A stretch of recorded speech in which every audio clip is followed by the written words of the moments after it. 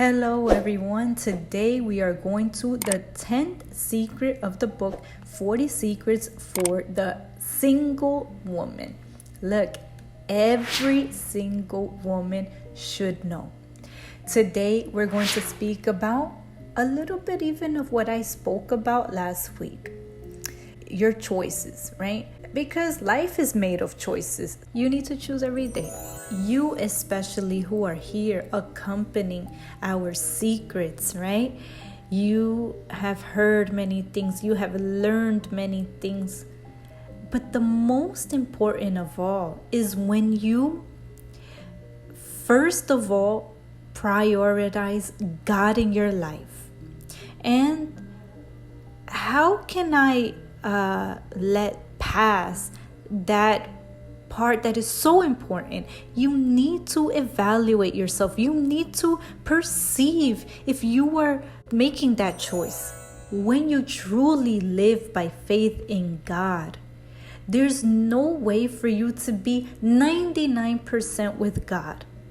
There's no way 99.9% with God. There's no way.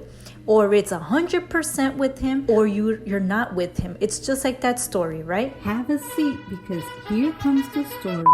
One side was heaven, and the other side was hell. And there was a guy who was on top of the wall. And who was in heaven? They were screaming to the guy, come over here, trying to convince him to jump to the side of heaven. And the people that were from the other side of the wall, which was in hell, they weren't even there. They didn't even care, right? They were like really calm. They weren't trying to convince him to jump to the side of hell. They weren't even there. But he asked, right? Why on the side of heaven? Everybody wants me to go that side, that way. And you guys here in hell, you don't even want me to go to your side. You don't even care. And then one of the demons there said, my friend, the wall is already hell. And you're already with us. Now the world don't move. Right? So that's exactly what it is. There's no way for you to be 99.9%. If you're 99.9%, then you're not with God. You're not with the faith. So then you need to make your decision. Or you're 100% or you're nothing. So then when you have that understanding, you start to understand that you cannot give space to the devil. You can't give space to your flesh, and that you need to truly trust in God. I've had to one day place 100% of my trust in Him. I needed to say, God, I trust. I give up my anxieties. I trust everything in your hands, because what was the option I had? It was to not trust. So then for me, that it didn't make sense. So then sometimes your heart is going to ask, is going to cry, scream, but you're going to say no to your heart, although like that, because you give yourself 100% to Jesus. And when you do that, I tell you, there is no way to mess up. You give yourself to Him, and there's no way. You do your part, you follow there with Him, you deny your heart. There's no way for you to mess up, for things to go wrong. And I did that. I said, God, I throw myself in your arms. I give up my will. My heart is screaming. I wasn't even wanting to consider, but it came a point when I was like, I don't want to think about it, but I had to make a decision.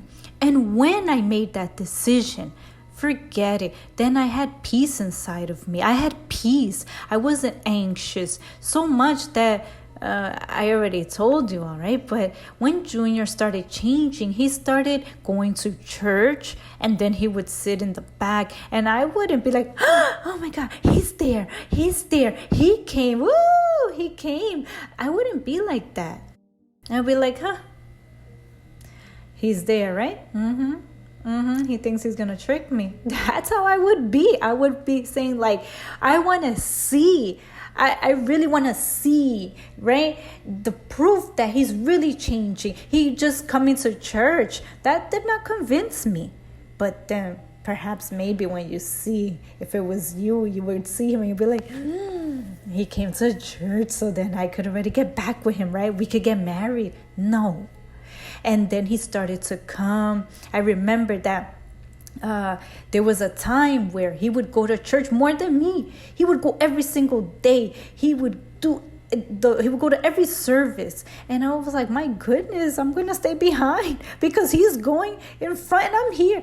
But although like that, I was like, no, but he's going to church, right? He's going to the different services. He was fighting for everything in his life, but he still didn't have the Holy Spirit. And so then I said, no, he doesn't have the Holy Spirit yet. So then I placed my anxiety in the hands of God. And I didn't know what it was going to end up in, right? I didn't know that today we would be married, that he truly would be the person that he is today. I didn't know. So then he started going to the different services, his purposes. He got baptized in the water. I was like, oh, good job. He baptized in the waters, but still things are missing, right? And one day he was baptized in the Holy Spirit. Very good.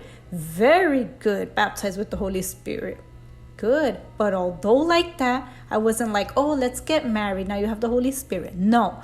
When he was raised as an assistant, lifted as an assistant, because I was an assistant. So when he was placed as an assistant, I saw the same objectives. So then he became a person that I was able to see that God truly was inside of him. So then now with the same objectives, we were able to get married.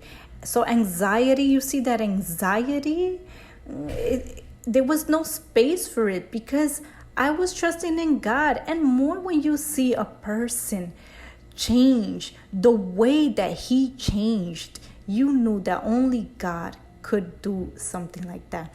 That's why I always say that he's a present from God for me, right? So let's go here to our reading. So let's go. You know that to reach big things in life, it requires sacrifice. And what about you? Have you been divided with doubts, scared to sacrifice? I know very well what that is, but remember, your decision now will be responsible for your future. If you will be smiling or crying in the future will depend on the choices made now and the decisions that you make now. You plant with Jesus to be able to reap with him. If you plant alone, you will reap alone. So, what do you choose? Jesus 99% or Jesus 100%? In reality, Jesus 99% doesn't even exist, right? Or it's 100% or it's you don't have Jesus. That's it. Let's go to our homework now. Analyze your choices. See if you've been with Jesus 100%. See if you've chosen to sacrifice your will, your emotions, so that in the future you can reap with joy. You know that guy that you're dating and you know it won't end up right. All of the signs are there. He already lied, cheated on you, and disappointed you, but you like him so much.